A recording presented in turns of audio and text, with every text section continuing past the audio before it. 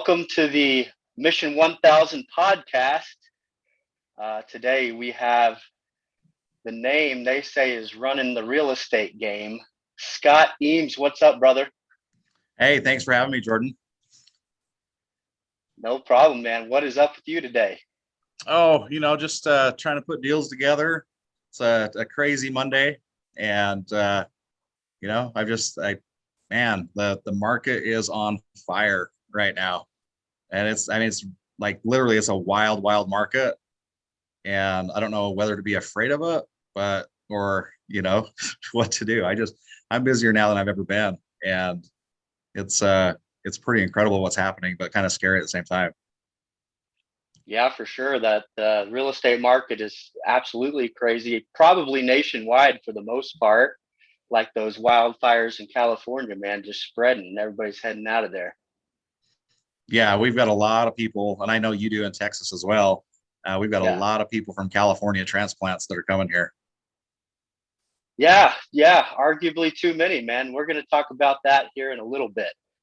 Awesome. But Scott, we need to know who you are first, man. So I want to get to know you a little bit better today first, and we're going to do that by I just learned something about you today, and I don't know how many people know this besides who's really close to you, but you spent 20 years in the auto industry, Yeah. which is crazy. That's a long time, by the way, especially for the auto industry. So what were you doing? So I got started in auto sales in 1996, just because I Selling wanted, cars. yeah, selling cars in Nice. 1996, just because I wanted more than a 9 to 5 job. I wanted to be able to make more money, and my older brothers had all been in the auto business for 10 to 15 years, and they were all successful. They had nice houses, they drove nice cars, a lot of time free cars, and they made really good money. And so I was like, hey, well, go Makes learn from sense my to you. brothers. Yeah. So I jumped into the auto business in 1996 and went through, years and years of that. I had every management position, worked my way up to the top. So the goal when I got in the auto business was, hey, one day I'll own my own dealership. I'll be a general manager and have ownership in a dealership. Right. And 20 years later, after being a GM for a little bit, it's like, man, this wasn't like the top wasn't as glamorous as I thought it was. Yeah, You the know, I GM. That's a lot of babysitting. 73 employees, which meant, I could have 73 potential problems every single day. And that's if I didn't have any customer complaints. And so, um, but what happened is when you become that GM, your GSM, general sales manager, general manager, finance manager, like people don't realize how many hours when you go to buy a car, how many hours that person puts in every single week. And it's a lot of times it's 60 to 70 hours a week. It's Oh yeah. crazy hours. We never see our families. Like you have Yep. no social life outside of the dealership. Yeah. And my daughter had just come home from college, and she was been with us for 5 weeks. She was going back to Let me stop you California. there for just Yeah, a second because it that's interesting. But so you've said two things that have just blown my mind a little bit. So you started in 1996, and now right, you're talking about your daughter who is in college. right. Scott, you don't look that old, brother. How old are you? I'll be 47 in May. Okay, man. You're aging Yeah, like a fine wine, I gotta say. thanks. I don't feel like it anymore. It gets when I when I fall down, it's a little harder to get back up sometimes. I know that's right. Okay. All So right. So continue. yeah, so my daughter, she's headed back to college, and my son, who was 13 at the time, yeah, I'm looking at my daughter that's 18 and my son that's 13, and I was like, God, where did not only their ages now, but like where'd the last 5 years go? Because it's like, Yeah. man, the last time I really remember my daughter, she was the same age as my son. Where'd the Yeah. last 5 years of my life go? Yep. And so she goes back to college. My son comes up to me, like literally, like with tears in his eyes, and says, "Dad, can you find a job where you can work from home?" And I said, you know what, son, I think I can. And so and you may know this name. Um, well, first off, my buddy Jimmy calls me up and he says, "Hey, I found a way that you can generate some real estate leads for your wife."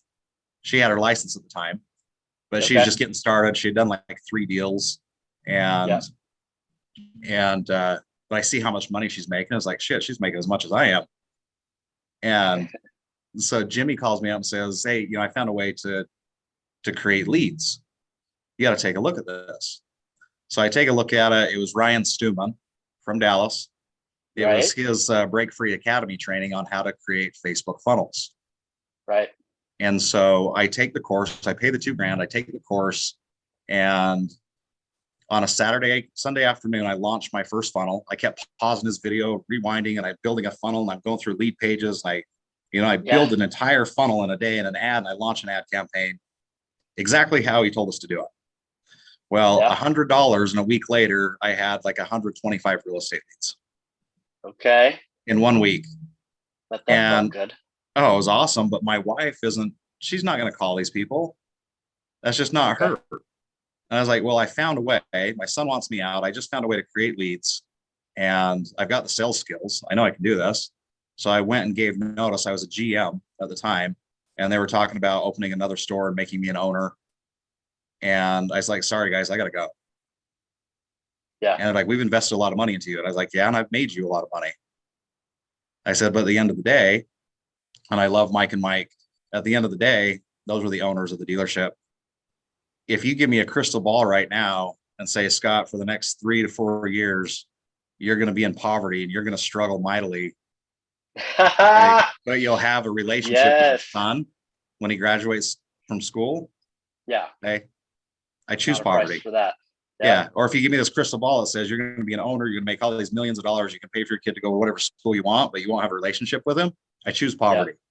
Yep. Love it. So, and ironically enough, so I crash course my real estate test. My buddy Jimmy crash courses his mortgage test. We get licensed the same day on July 29th, 2016. And my last day in the car business was July 30th. So my first day of freedom from the car industry and the beginning of what my life is right now was July 31st, 2016, which happened to be my son's birthday. That was That my just first came day of around freedom, full was his circle. birthday. Full circle. Yep. Is there such thing as coincidences? I don't think so. I don't know either, man. I don't know either. They say things happen for a reason. So on your son's birthday. Yep. That's And cool.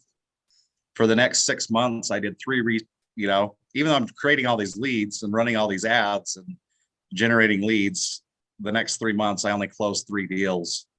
And so I went from making 20 plus grand a month to I made 12 grand in 6 months.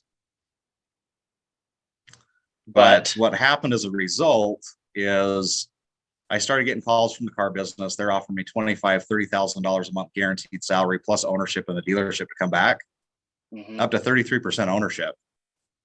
And I was just like, you know wow. what? To have 33% of somebody's ownership means I'm going to have 100% of the responsibility. It's not worth it. But that's the day I made the decision to start door knocking. Was at that time.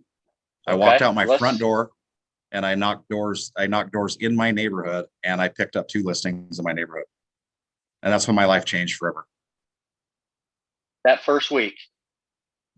Yeah. Well, after 6 months of struggling, trying to pay to After generate 6. leads. Okay. Yeah. Yeah. Then I knocked doors. In January of 2017, I started knocking doors. And Yeah. that's So what is there changed there everything. any substitute for shaking hands and building relationships? None. Face to There's face. really That's where not, it's at. right? Yeah. Face to face is where it's at. That's been my experience too. Face to face. You know, other than that, business deals that aren't face to face are usually more transactional. Would you agree? Oh, 100%. Yeah. Just There's a just transactional sale. But you get that right. face to face rapport and relationship building. It's a whole lot more, isn't it? Mm-hmm. Yeah. That's, So you left the auto industry. Are you still consider yourself a car guy? I'm a car guy that happens to sell houses. Yeah. You still love cars? Do you Yeah. love cars or do you hate cars now? Well, it's funny. I was wondering if you're going to ask me that question too. So I've been in so many cars and I've had so many cars, and like cars to me are just a car. until my buddy Jimmy brings over his brand new 911 that he just had delivered. He had to order it, just brought it over to the house the other day. And I was like, man, what a beautiful machine this is. Yeah. That's And more than a car. yeah. And so my goal right now is to have a GT3 by the end of the year. By the And end of 2022? yep, I'll have a Let's GT3. go. What color, bro? I don't know yet for sure. I mean, I really like that baby blue, which I swore I'd never own a baby blue car, but I really like that baby blue. Yeah. Porsche pulls off the baby blue. I know, with the GT3 striping and I mean, if you got a GT3, does it? I mean, yeah, at the end of the day, it doesn't really matter what color. yeah. But that means I have to have, so I've got a rule with buying cars, and you've got to have 10 times the sticker price in your bank account in order to buy that car. Okay. So I love that rule, price, man. The sticker price on that car is 380. 380K. All right. So Dave Ramsey would love to hear you say that too. yeah, it doesn't mean I'm gonna pay cash for it. Yeah. Because my cash makes me way more money. That's right. Yeah. Leverage finance. That's one thing Dave Ramsey gets wrong. You should leverage and finance things. And use your cash to make more cash. Yeah, damn straight. There's the debt's a utility if you know what you're doing, right? Right. But most people don't. You left I'm gonna be following back up with you, by the way, on that GT3. We're gonna make this happen. Awesome. But you left the auto industry so you could spend more time with your family, which is noble as hell. I mean, probably the best decision you ever made, I'd have to imagine. By far. 10 years from now, you'll be able to reinforce that even more. And the whole time this is going on, is this all in Utah? Yep, all in Utah. All in Utah. Now, what city again? I'm north of, well, when I was in the car business, we were living in Saratoga Springs, Utah, which is south of Salt Lake. But I didn't know anybody down there. That's not where I'm from. Okay. And so we moved back up to Weber County, which is about 30 miles north of Salt Lake. And then we moved up to a little town up in the mountains called Eden, which it really lives up to its name. That's what it was. Yeah. And I'm fifth generation from Ogden, Utah. And so I'm back home, things are great. Knocking on doors here was way easier than knocking on doors in a city where I didn't know anybody or know anything about the city really, or no history. So fifth generation Utahian. What do you call yourselves? We call ourselves Texans. Yeah. I guess we're Utahns. I don't know. Yeah, I don't really. People call us Mormons. First thing that comes to mind when you say Utah is are you Mormon? Yeah, people call us Mormons. Yeah, so my ancestors came across the plains with Brigham Young in 1847. That's how I'm fifth generation from Ogden. Yeah, so we settled Ogden. My ancestors came from England, settled Missouri, fell in with the Mormon Church, and then my ancestors came across the plains. And unfortunately for me, nobody in my family was a very good fence builder. So we didn't have any land, right? If you build a fence back then, you own the land. Yeah, nobody in my family knew how to build fences. That's right. So no territory stake, huh? Yep, no territory stake. So they opened up. All changing now. They opened mercantile stores. So you could say that my ancestors were salespeople, and maybe that's why I'm as good at it, because it's in my blood and it's just run down through the lines. Well, sales is one of the greatest skills you can have. That's scalable, and you can never learn too much your entire life.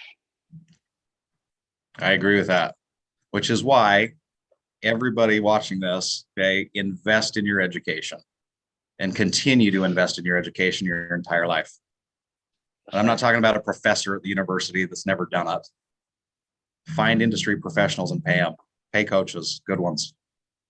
Yeah, that brings up a good point. So education. So are you a product of BYU? Did you go to college? I barely graduated high school. Okay. And it's because I was bored.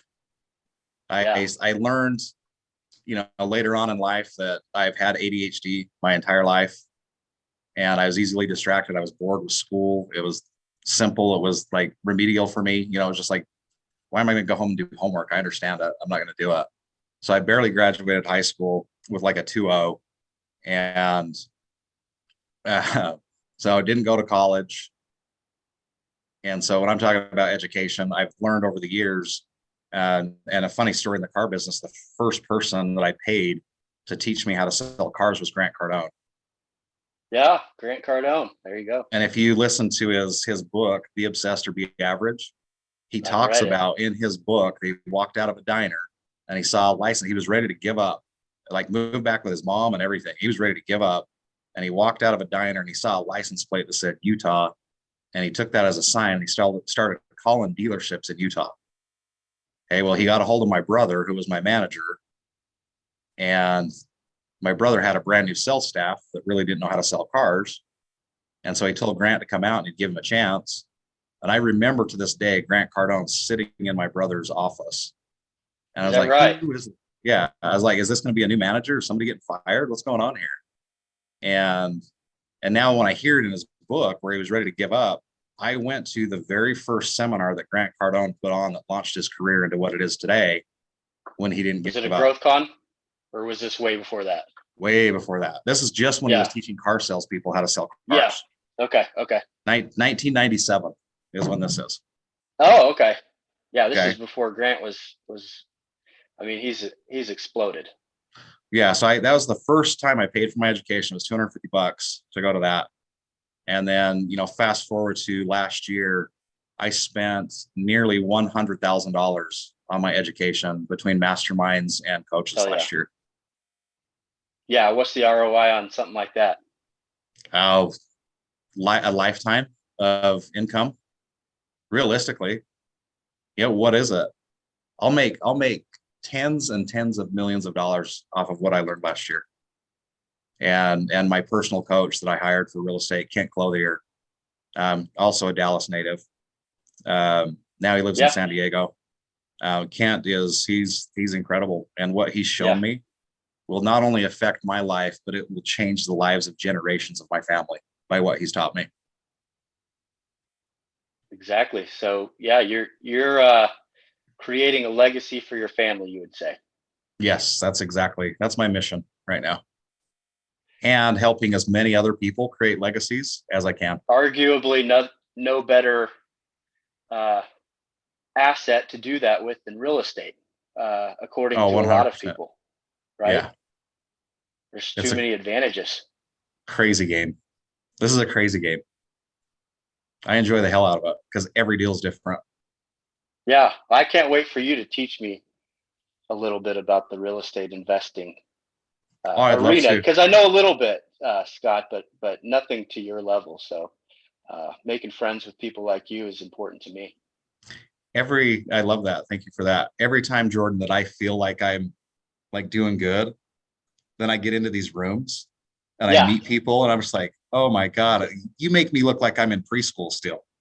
There's levels to this shit. Oh, so many levels, and so much higher than where I'm at right now. And like, I feel like I'm on top of the world, right? And then I go sit in these rooms and these guys are performing at such a much higher level. I was like, oh my God. Like they're doing things I love the guys that you just don't even know that until you talk to them, because they're so real and they're so humble, just like we are. You just never know it. But then you talk to them, you're like, we're not the same yet. No, you're exactly right. Yeah. But by the time I get to where you're at now, you're going to figure out a bunch of other shit. Right. So it makes me want to be around you even more. That's right. So that I can keep learning. And I mean, it's fascinating too, because of my sales experience and being in the car business and training salespeople my entire life, basically, or my adult life, I can add value to their lives because I can teach them some sales skills that they never even knew were possible, which makes them better. And then they teach me, and so it's just a really good blend in this mastermind that we help each other and network with each other. That's right. Well, back to Utah real quick, because I'm interested in a couple things. And you sent me a couple of extremely beautiful pictures yesterday of you on a ski lift. It kind of looked like you were snowboarding. I don't think those were skis. I think I saw one. Yeah, I snowboard. One big board. You see my picture up here? I can see that barely. Not Yeah, because that's of, yeah, yeah. I'm just sitting a little far away from oh my screen, but what you got? snowboarder on the wall right there. Yeah. That's me. That's Hell me yeah. snowboarding. Oh, So that's this you? is I'm in my wife's office. That's about 6 feet wide. That's a pretty big picture. 6 feet by 3.5, 4 feet tall. Yeah. Um, yeah, I love snowboarding. That's why I live here. Winter's my favorite time of year. As long as we got good snow. If it's winter and there's no snow, yeah, that would suck. Because I'd rather be on a Since beach. you've been there forever, you've been snowboarding what, your whole life? My parents, like the best thing my parents ever did for me when I was a little kid was bought me skis for Christmas when I was like 4 years old and took me skiing for the first time at Powder Mountain in 1979. And so now I do guided tours at the resort. Oh yeah? Yeah. And so the reason I do guided tours is kind of a funny story. This was before I was flipping houses and got into the investing side and everything. I was still trying to find leads. And I went to um, the local liquor store, which is owned by Powder Mountain guys, a little tiny hole in the wall place in a lodge. But there's a job fair going on, and it was for Powder Mountain. And I was like, oh, my son wanted to get a job at Powder Mountain so he could get a free season pass and go snowboarding. And they're like, you should come work here. I was like, what would I do? They're like, well, you could be a host. I'm like, what does a host do? Like a host shows people around the mountain and, just takes people around. I was like, well, God, I know the mountain better than anybody.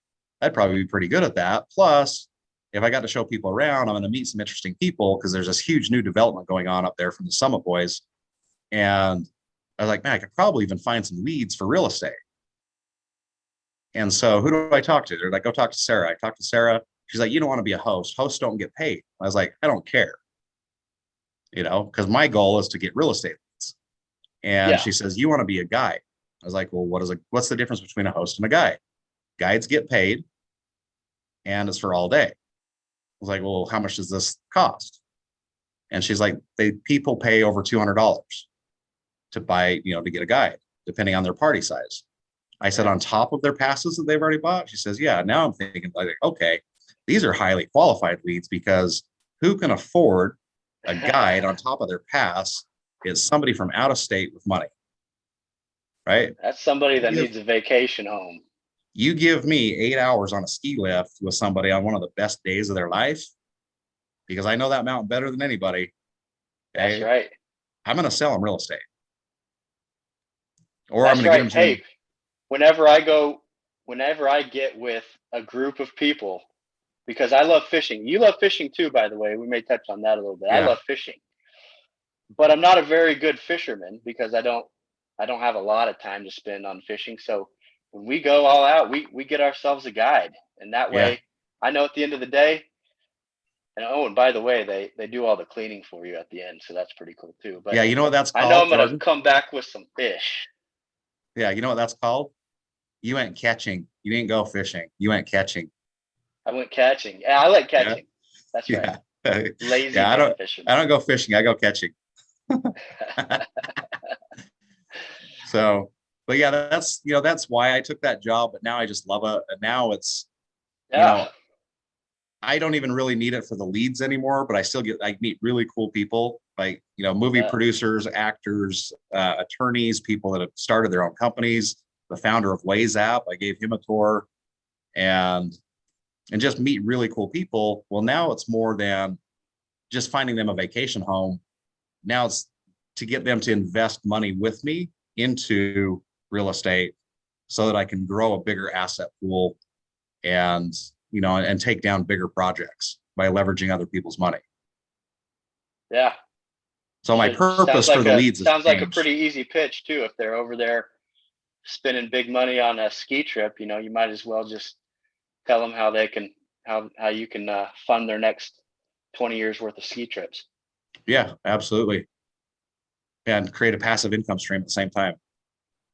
And you've done hundreds of thousands of transactions. Are these what do you mean by that?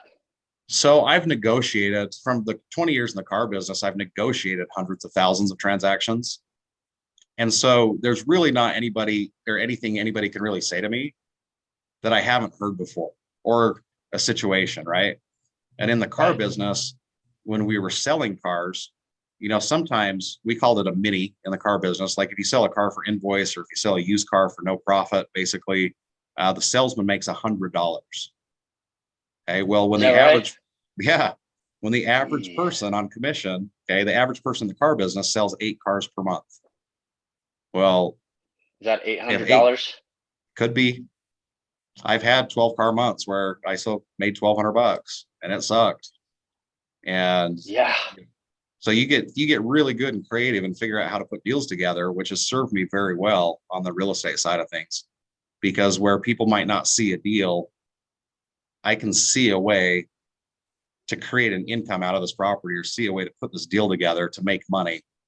And so by negotiating hundreds of thousands of transactions, my sales psychology and everything that I have is at a different level than most people. Because the average realtor Sure. right now sells like 2 houses a year. But let's say somebody's Are you really, really, serious?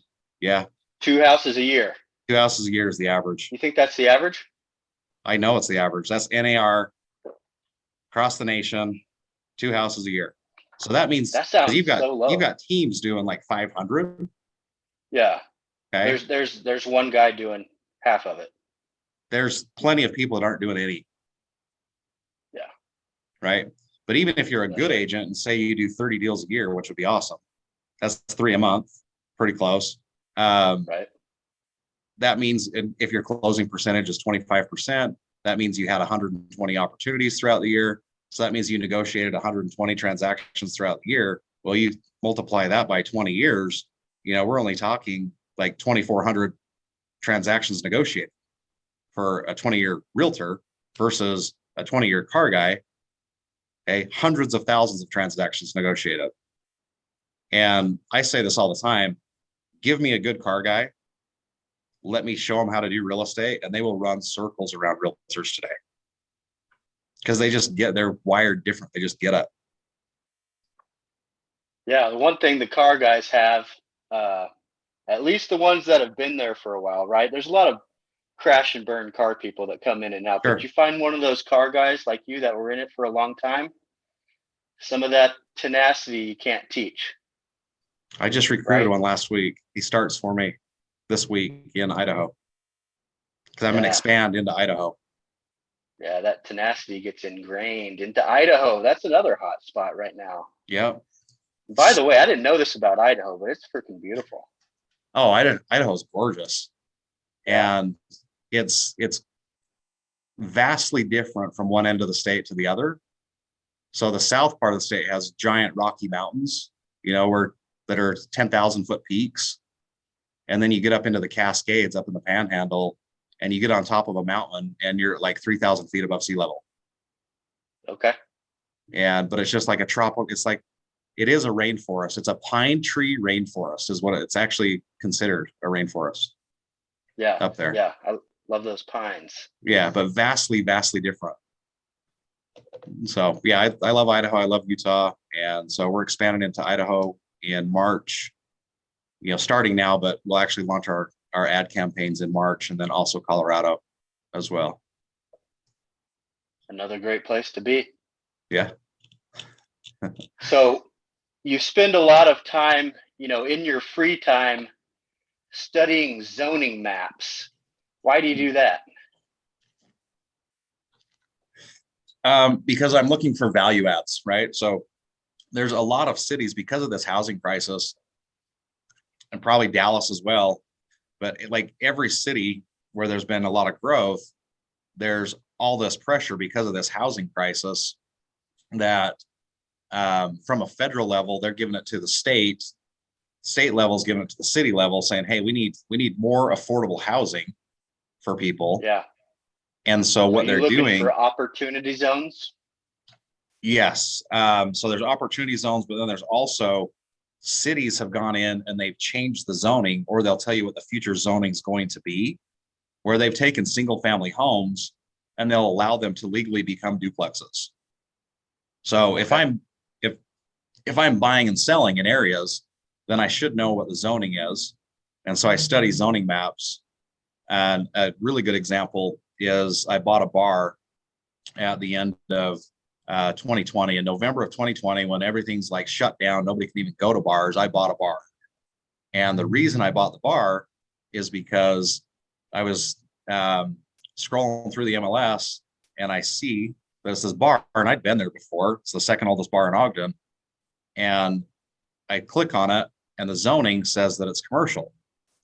I was like, okay, well, there's 3 levels of commercial. There's actually like 5 in Ogden, but there's 3 main levels, which is commercial 1, commercial 2, and commercial 3.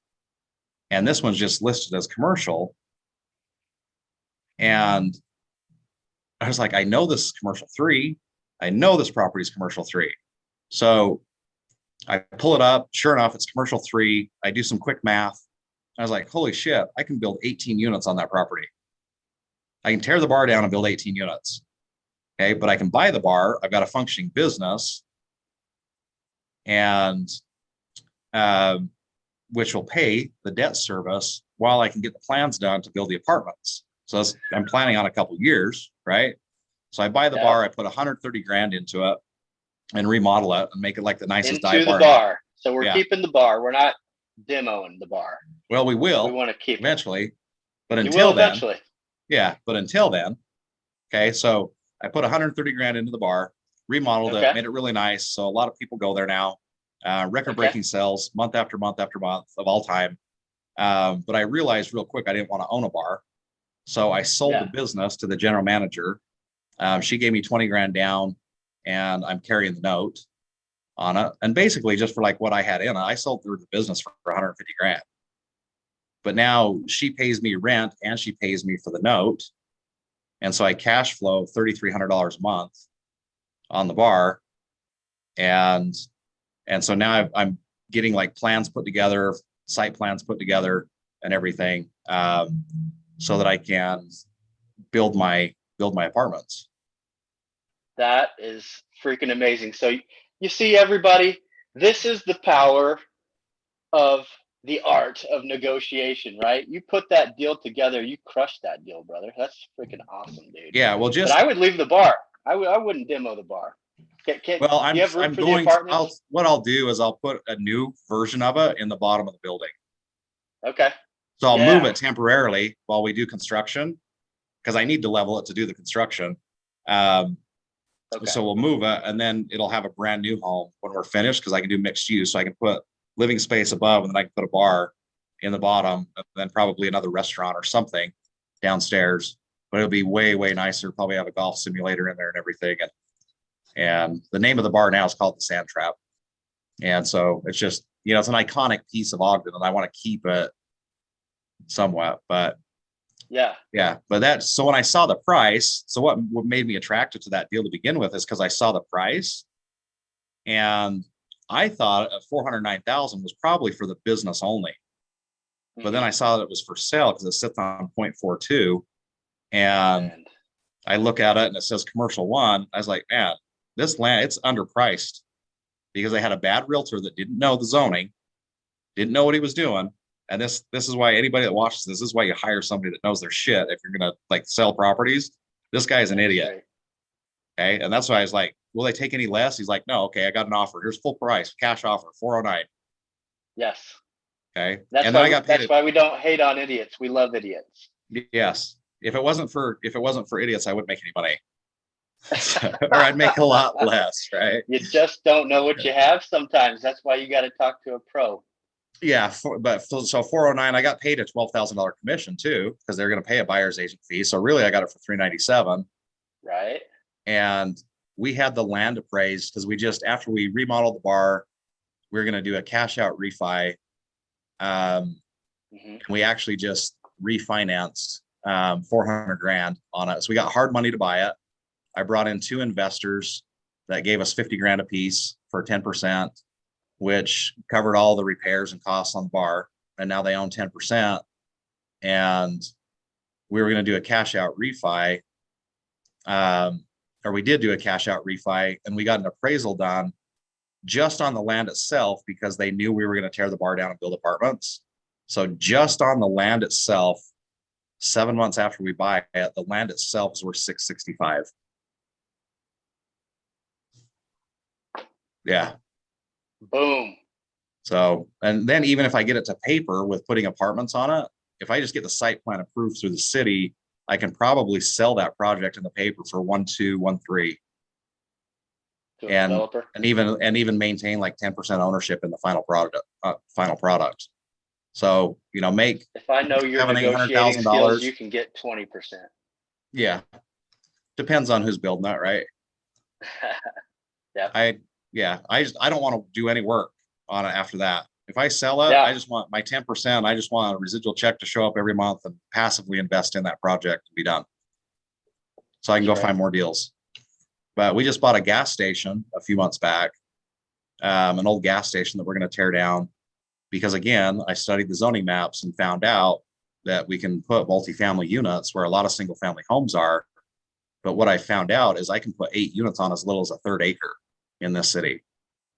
So now even retail deals, like retail MLS deals, houses that are selling for $350,000 in this neighborhood, if they sit on a third acre, I'll pay retail all day long for these. Because if I get a site plan approved, I can build 8 units, I can sell that paper for $600,000. And it cost me about $2,500 to get the site plan approved. So I'll pay 350, Wow. 400 because I'm going to turn it around and make 150, 200 grand, 250 grand on just moving paper around, really. That's amazing. So who should be out there right now studying zoning maps? It's probably not. Are we talking about Every all real single estate realtor, agents? Every every single single one of realtor them, every one of them. should be studying zoning maps for this reason. Yeah, they should know. Not only that, but they're doing their clients a disservice if they don't know what the current zoning is or what the future zoning is going to be. And it literally, um, all you have to do is Google, you know, Dallas zoning map. Okay. Yeah. And you could also even probably Google Dallas future zoning map and you'll see where all the changes are going to take place. Or you just pick up the phone and call the city. And I'll tell you, one person that loves to talk because nobody ever calls them is the city planner. And they will Okay. give you all the information in the world. Um, You want a first name basis with the city planner? a few of them, yeah. Yeah. Yeah. And then you find out what's going on. Like, for example, one project that was supposed to be taking place in 2025, road construction project, supposed to be taking place in 2025. They got a bunch of federal funding last year, and it's actually getting bumped to this year is when they're going to start buying. There's 60 single family homes that are going to be taken out to widen the road. Well, UDOT or Utah Department of Transportation, they pay retail. They pay fair market value for the houses. So nobody can ever come back and sue them. I Okay. don't care. Well, almost none of these people are paying attention, or a bunch of them are rentals. And so the current owners don't even know that it's happening, that it's been moved up 2 years. They're going to start making offers in March through fall, and they'll pay retail. I've got one guy that says, yeah, if this house, it's a little run down. I've had tenants in there forever. If you give me 210 grand for this house, you can have it. Okay. Well, fair market value on that house, if I went in and fixed everything up, is about 3.25. Okay. So I'm not going to go in and fix everything up because I don't have to. And UDOT will probably offer me 270 to 300 for it the next couple of months. Wow. And talk about an opportunity there, especially with your door knocking, right? You sending people out. Yep. Yeah. So that's where knowing what's going on in the city and what the future is going to be from the city is a huge, huge advantage.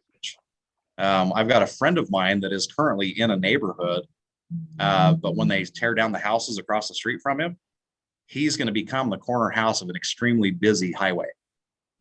Mm-hmm. So we're listing his house now because Getting out in realtors, front of it. Yeah, nobody wants that. we're going to list it now because nobody knows what's going on because they moved the project up a couple of years. So we're going to Scott, I sell feel it like now. 90% of realtors are not doing this.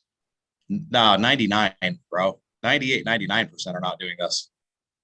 Really? 99% of real. I mean, I don't, I'm not a realtor, but most realtors that I talk to, they're just they're selling houses, right? They're just finding Mhm. people who want to sell a house. They're providing a need, they're providing a little service and They put it moving on their on to the next computer. one. But Yeah. And then being a people little find it, list proactive it, and and buy it. doing this type of stuff, and especially you mix that with your art of negotiation, you're in a niche market that no one's working in. Yeah. I find off market deals constantly. And then I just move people around. I sell most of my stuff off market. I don't even list it. I buy it, I sell it, I assign contracts, I wholesale, I flip, I do it all. I Yeah, buy, you got a whole rehab, buyer's refinance, and list ready to hold. go. Yeah. And I'm finding deals off market, but then I've got buyers that need a retail deal or close to retail. It's like, hey, how about you guys just walk into some equity? I've got this deal over here that nobody knows about. And so I'll list their house on the MLS so I can get the most money out of it, or I'll move somebody else into it, one of my other clients, and then I move them into one of the houses I found off market. So I really can provide, some serious value instead of these people going out and competing over Yeah, 20 offers and paying over retail for houses. right. So I've That's got, amazing. yeah, one of my buddies, I'm selling him a house for 689. I could probably put it on the MLS right now for 749 in the condition that it's in. Mm-hmm. And you're going to say, well, why would you leave 70 grand on the table, 60 grand on the table? Well, that's because I put it under contract at 525 and I'm making $150,000. And so I don't need to. I can help a friend out. I don't need all of it. There's plenty. There's plenty to go around, brother. The more the merrier. Yeah. Yeah. So I think one of the common things, themes that we're discussing here, that most people, let's be honest, especially salespeople, and not even especially salespeople, Scott. I think Americans and in general are, let's just say it what it is. They're lazy, right? Right. And I think one of the common things and themes in talking to you and lots of people that I'm interviewing like you is taking action, getting out there, and just getting things done. And one of the phrases that you like to use is imperfect action. Can you explain to everybody what you mean by that? I love imperfect action. And here's a Scott Eames original for you. All right. Imperfect action provides unexpected results. Do you Okay. want unexpected results? 100% I do, because every single one of Yeah. those unexpected results is a learning opportunity. When you take action and you take massive action, whether it's perfect or not, most people get so caught up in, oh, I'm just not sure how to do this. And so they don't do anything. Hey, me, That's right. I just go fail 1,000 times over and over again until I figure it out. And, I've had doors slammed in my face hundreds of times. And Mm-hmm. I just learned over time what to say, how to say it, to where the door didn't get slammed in my face anymore. And so imperfect action provides unexpected results. Hey, you don't know what you don't know until you learn that. And sometimes it's like, oh man, that was not a very good idea. Right. Right. So you Well, I learn think a not to do piece it of again. advice we can give to anybody that's getting started in anything that we would deem entrepreneurial or starting their own business. You mentioned earlier that last year you probably spent 6 figures in education, right? Right. Not everybody can do that yet, Scott. So what should they do instead? Imperfect action, Yeah. right? Imperfect Because action. you're Go for able to invest in education. You learn about all those imperfect actions from those mentors that you're seeking, that you've spent money on, that you're eventually going to get to. By the way, if you're just starting, you're eventually going to get there. You're eventually going to find those mentors that can give you a roadmap full of imperfect actions that they've experienced, that you don't have to. But until you can do that, Scott, you nailed it on the head, brother. You just got to Yeah. get out there and fail again until you figure it out. Fail forward. And most people Right. do not have the stomach for that either, by the way. Yeah. And here's what I love about imperfect action. And it was so funny because Kent, the way he describes it, it makes more sense. So as long as you're taking action, whether perfect or not or imperfect action, what happens is when you take action, you get results, right? So you have, if you put it into a quadrant, you have take massive action here. And then as a result of taking action, you'll get results, right? Which results give us what? That's right. Results give us information. Well, once we have That's right. information, okay, now that gives us confidence to take more action. And so it just goes around in a circle. But if you're not taking any action, you're not learning, you're not failing forward, and you're not gathering any information or data to learn from and assess. And without any data or information, we don't have any confidence, and we're not going to take any more action. So that's right. All right, realtors, you heard the imperfect action. You better start going and studying those zoning maps like Scott's doing, so you can get a little bit creative and stop beating your head against competition with other realtors. This is crazy. Yeah, I refuse to do that. I'm to the point now, Jordan, where I don't even. You said 99%. You're not lying. Yeah, I won't even, like, buyers. I refer buyers out. I'll take listings, but for the most part, I'm finding off market deals. And every, like, a piece of advice for all the realtors that are listening to this, or really any entrepreneur, is you need to save 10% of your income for your education fund. 10% of everything you make, okay, out of every check, put it into a bank account, or as soon as you get it, okay, book that seminar. One of the best seminars I ever spent money on cost me $197. It was a 36-hour course over 3 days. It was Stan Merrill's Fortune Builders, which they're trying to upsell you to their $50,000 program. But the amount of information I got in 3 days for $197 was like, that's the best ROI on an education system, I think, that I've had so far, because it's led me to ultimately. I remember getting those calls back in the day. Stan Merrill's going to be in your area this week. You want to show up? I'm not in that business. I called off a radio ad. I went to the class off of a radio ad. But that's ultimately what got me, to the point where I was out knocking doors for listings, and I was getting 7 and 8% listing agreements and $7.95 transaction fees from knocking doors. And then I got excited. I was going to get a 10% listing agreement. And I thought, wait, I did the math. I was like, 10%, why don't I just, if I can get a 10% discount on a house, right? If I can get a discount or get a 10%, that means I got a 10% discount. Why don't I just negotiate with them and buy the house? And so next time I went out door knocking, that was my intention, was to go buy a house, not to list houses anymore. And that's the other thing that I'd like to say to realtors is stop going on listing appointments. Stop calling them listing appointments. Okay.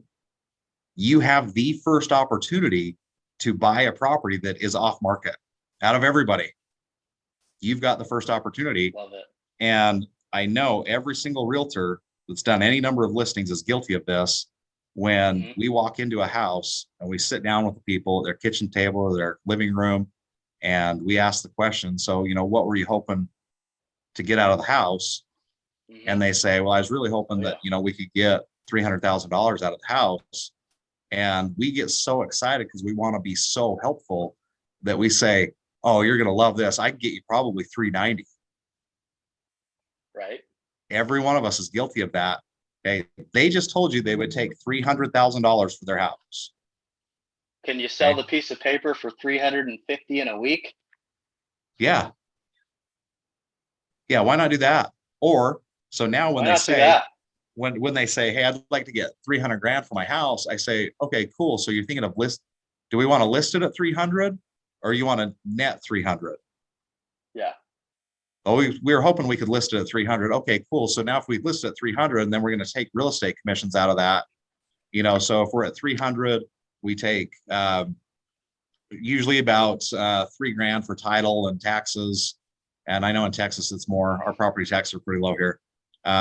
So we take off $3,000 for that. And then we've got about 24 grand in real estate commissions. And then, but with those taxes, you're actually, from your escrow account, you're going to get some of that money back. So we'll put a plus 700 here for your taxes and insurance. So basically that comes down to, like, you would net 273, okay, minus your payoff. What's your payoff on it? It's 110 grand. Okay, great. So 163 grand would go back in your pocket. Are you good with that number? And if they say yes, hey, I'm going to put that house under contract for 273 grand right now. Okay, I can do you one better. I'll just be, I've got a cash buyer that's going to buy it. We'll eliminate all the real estate fees and everything. You won't have to pay them for that 273, or just call it 275. So we'll just put the house under contract right now for 275. Then you don't have a contingency to sell, and we'll go find you another house. Okay, Now, they got if what you they do want. that, how important is it for you to actually have some potential buyers already there? I can find. Here's the crazy thing, and this is what Kent really, he teaches the method of reverse wholesaling, and which is a really crazy concept, but it's so simple, it's stupid. But basically, I've got right now investors and cash buyers and hedge funds lined up that I learned to do this from Kent, where I know exactly what their appetite is for a property. And I've got one investor that they would spend, like, seriously, they would spend $1 million a day with me if I could find enough properties. They'd spend $1 million a day. They spend $4 million a day nationwide as a company. But him alone, he would spend that much money with me because they're $1 billion fund. And so when I know what their appetite is and I know exactly what they're willing to pay for a house, then now I'm just negotiating my margin. And so that's something else that realtors might think about doing right now, is finding those buyers and building relationships with cash buyers, cash investors. So when you run into that opportunity that you were just talking about, you actually have a game plan. Right. And the biggest concern I hear from realtors is, well, I don't have $275,000 to buy the house. Yeah. You don't need it. They're don't have building obstacles in their mind immediately, by the way. Okay. And we've been taught our whole lives as salespeople to handle objections. It's a myth. There's no such thing as objections. Yeah, we've been pre-programmed to handle objections. We've been told there were objections our entire careers. They're not objections. They're concerns. Mm-hmm. But if we take them as objections, our natural posture is to become defensive and justify our point instead of just actively listening. With that. We're getting into some of my psychology and sales training right now. Yeah. Okay.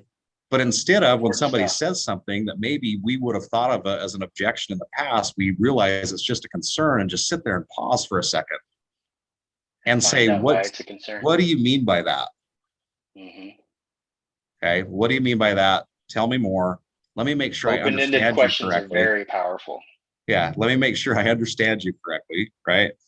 So, but concerns, back to the realtor's concern that they don't have the money, the $275,000.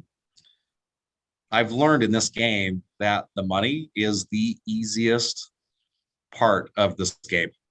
Finding the money, if you've got a deal that makes sense, finding the money is the easiest part. And when I started out, money is the easiest part. It's abundant. It's out there. When I started out, I was getting hard money loans at 2 points and 12%. And now I've found money. So I've built up a big enough portfolio in the past year where I've got banks that now are competing over wanting my business. Love it. Yeah, which is a good problem to have. Yes. But I've got banks that will give me credit lines on houses instead of doing mortgages. So it's hard money. Okay. Mm-hmm. But they'll do it at 0.5% origination and 5% interest. Okay. So way better than hard money, 2 and 12. Now I'm 0.5 point and 5%. And then I was even recently able to negotiate that down to, because another bank wanted our business. So I took that and I leveraged it. I went in and negotiated with my banker, and I got him to drop all of our credit lines to 4.5%. And then he was giving us prime +2 on our long-term financing. Now he's giving us prime +1.5 on our long time. Oh man. Just because I had a conversation with another bank, and I told them, and this is where relationships came back in the beginning of what we started with.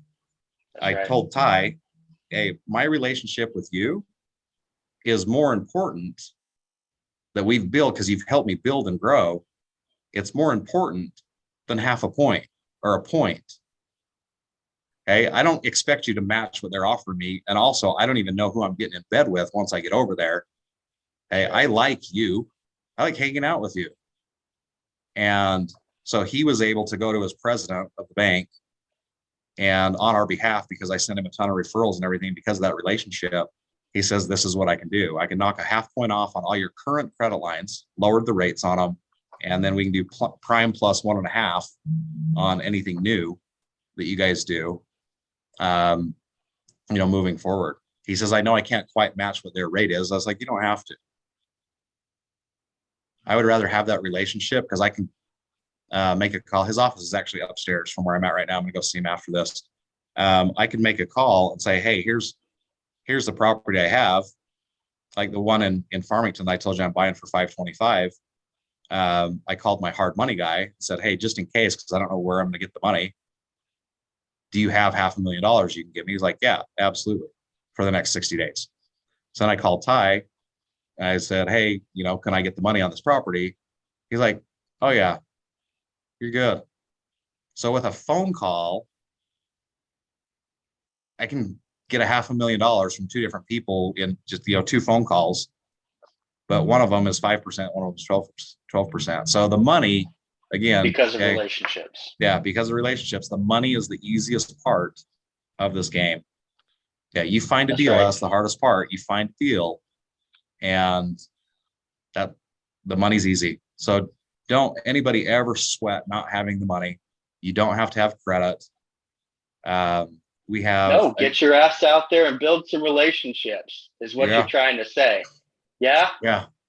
Jimmy and I, we own 15 properties between the two of us. We have one on our personal credit. One of our rentals is on our personal credit. None of the rest of them are. That's when you were first starting, huh? Yeah. Well, Scott, we're nearing our time limit here. But I do got a few more questions for you before we wrap up completely. Sure. So what's your mission look like for the next 10 years? What are you after? What are you chasing here? So my retirement date is set at, and I'll never fully be retired, but my retirement date right now is set at May 28th, 2025. That's not very far away. No. And at that point in time, I will be generating $250,000 a month in passive income. Okay. Okay. May 28th, 2025. The reason that date's important is because the next day I turned 50. There it is. May 29th, huh? Yeah. So that's why that date's important. But if I've got 250 grand a month in passive income, I can go do whatever I want, whenever I want. You can do whatever the hell you want. And some of you out there are going to be like, man, that sounds like a lot of money. Okay. But here's the crazy thing about that. That's only $3 million a year. That's not that much money with what's out there and what I see people making. And now I'm realizing like how attainable that goal actually is. But that is a lot of money for most people that make that kind of money is earned, right? Passive is different. So that's very impressive passive income portfolio, $250,000 a month. And I think you can probably do whatever you want at that point, Scott.